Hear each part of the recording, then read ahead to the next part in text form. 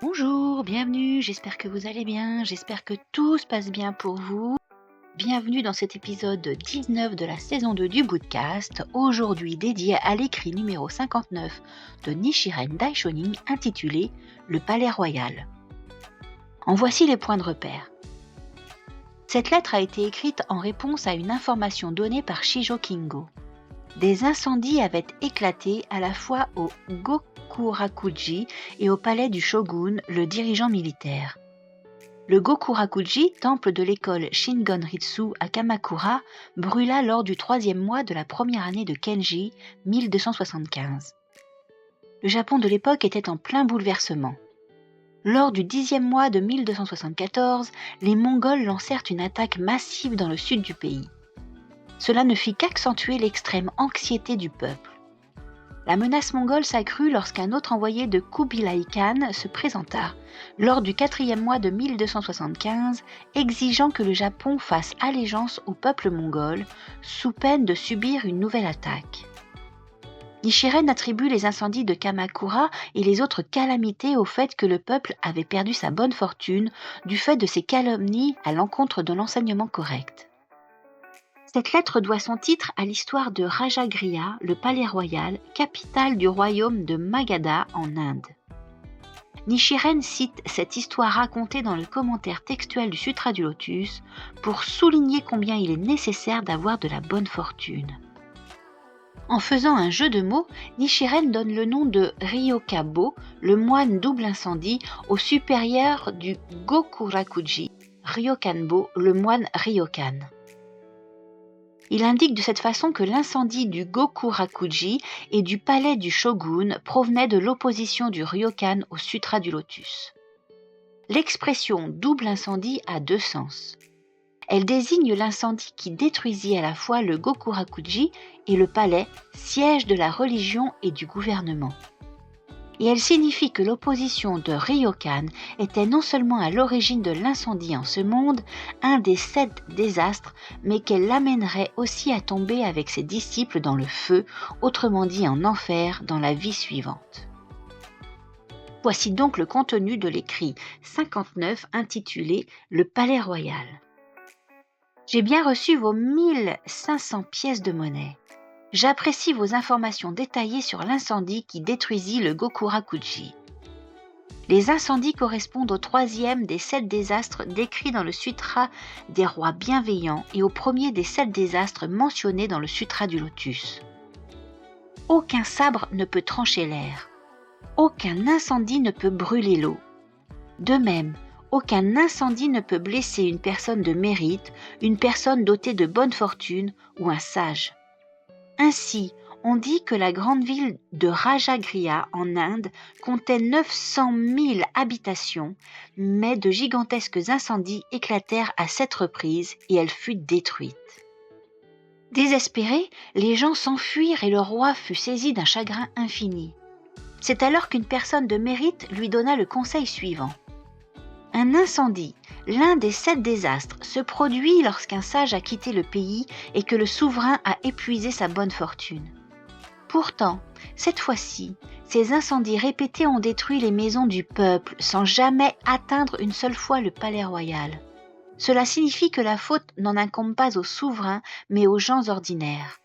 Par conséquent, si vous appelez la ville entière dans laquelle ils habitent le palais royal, c'est-à-dire Rajagriha, le dieu du feu redoutera d'en brûler les maisons. Trouvant cet avis raisonnable, le roi appela la ville Rajagriha et il n'y eut plus jamais d'incendie. Cette histoire nous enseigne que le feu ne peut détruire une personne dotée d'une grande bonne fortune. Mais dans ce pays qui est le nôtre, le palais du shogun vient de brûler, signe que la bonne fortune du Japon est sur le point de s'épuiser. Les calamités apparaissent avec une fréquence croissante, probablement parce que les moines impliqués dans des calomnies à l'encontre de l'enseignement correct offrent des prières ferventes pour tenter de me soumettre. Le nom porté par une chose révèle son essence.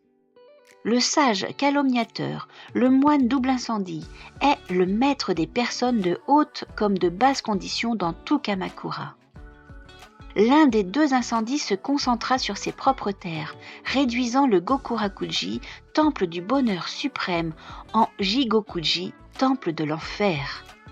L'autre incendie se propagea et finit par détruire le palais du shogun.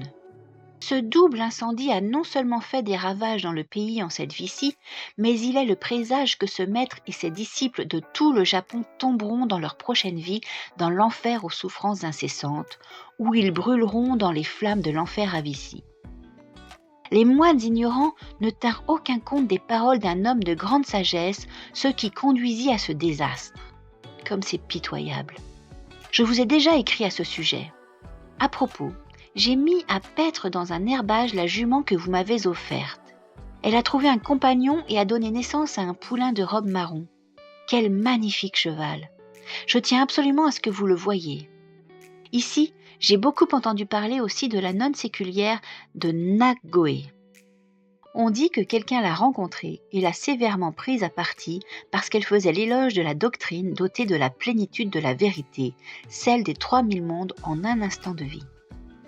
En ce qui concerne les prières de votre femme, même si elle n'émet pas de doute concernant le sutra du lotus, j'ai le sentiment que sa foi est peut-être faible. Je me suis rendu compte que même ceux qui paraissent croire de la manière dont le sutra enseigne qu'il faut croire ont une foi qui manque parfois totalement de force. Vous le savez parfaitement. De plus, il est plus difficile de saisir l'esprit d'une femme que d'attacher le vent. Le fait que ces prières soient restées sans réponse fait penser à un arc solide dont le cordage serait mou, ou à un bon sabre entre les mains d'un lâche. Ce n'est en aucun cas la faute du sutra du lotus. Expliquez-lui en détail qu'elle devrait une fois pour toutes rejeter le Nembutsu et les enseignements des écoles Ritsu et enseigner aux autres à en faire autant au mieux de ses capacités, de la même façon que vous avez résolument assumé votre foi malgré la haine que les autres vous portent. Quelle que soit la profondeur de sa croyance dans le sutra du lotus, je doute que les sentiments qu'elle éprouve contre les ennemis de ce sutra soient aussi forts que ceux qu'elle éprouve contre une courtisane.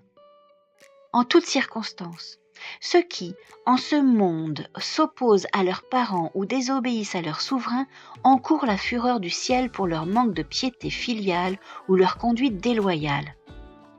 Mais si notre parent ou souverain devient un ennemi du sutra du lotus, alors la désobéissance est un acte de piété filiale et une manière de nous acquitter de notre dette de reconnaissance envers le pays. C'est pourquoi, depuis que j'ai lu pour la première fois le Sutra du Lotus, j'ai conservé ma foi sans faiblir, bien que mes parents m'aient imploré, les mains jointes, d'y renoncer, que mon maître m'ait désavoué, que le régent de Kamakura m'ait exilé à 2 reprises et que j'ai failli être décapité. Comme j'ai persévéré sans crainte, certains pensent aujourd'hui que mes enseignements sont peut-être corrects. Nichiren est peut-être bien la seule personne de tout le Japon qui, quoique ayant désobéi au souverain, à ses parents et à son maître, bénéficie encore de la protection des divinités célestes. Observez ce qui se passera à l'avenir. Si ces moines qui me maltraitent devaient prier pour le Japon, ils ne feraient que hâter sa ruine. Finalement, si les conséquences devenaient vraiment graves, tous, du souverain aux gens ordinaires, seraient réduits en esclavage par les Mongols aux cheveux tressés et éprouveraient d'amers regrets. En guise d'avertissement pour les êtres humains en cette vie-ci, sans même parler de la prochaine vie, j'ai enjoint les rois célestes Brahma et Chakra, les divinités du soleil et de la lune, et les 4 rois du ciel de punir ceux qui sont devenus des ennemis du sutra du lotus. Vous verrez en fonction des résultats de ma prédiction si je suis ou non le pratiquant du sutra du lotus. Quand je m'exprime de cette façon, le souverain et d'autres pensent peut-être que je profère des menaces, mais mes paroles ne se fondent pas du tout sur la haine. Elles sont motivées par ma profonde compassion. Je vais leur permettre d'éradiquer en cette vie les tourments de l'enfer aux souffrances incessantes dans lequel ils seraient autrement destinés à tomber. Le grand maître Zangan a dit « Celui qui délivre l'offenseur de son mal agit comme son parent. » En les réprimandant pour le mal qu'ils commettent, Nichiren est le père et la mère du souverain et le maître de tous les êtres vivants. J'aurai encore bien des choses à vous dire, mais j'en resterai là. Je vous remercie de m'avoir envoyé un cheval chargé de blé poli ainsi que du gingembre. Nichiren. Le 12e jour du 4e mois de la première année de Kenji, 1275. Signe cyclique de Kinoto-i.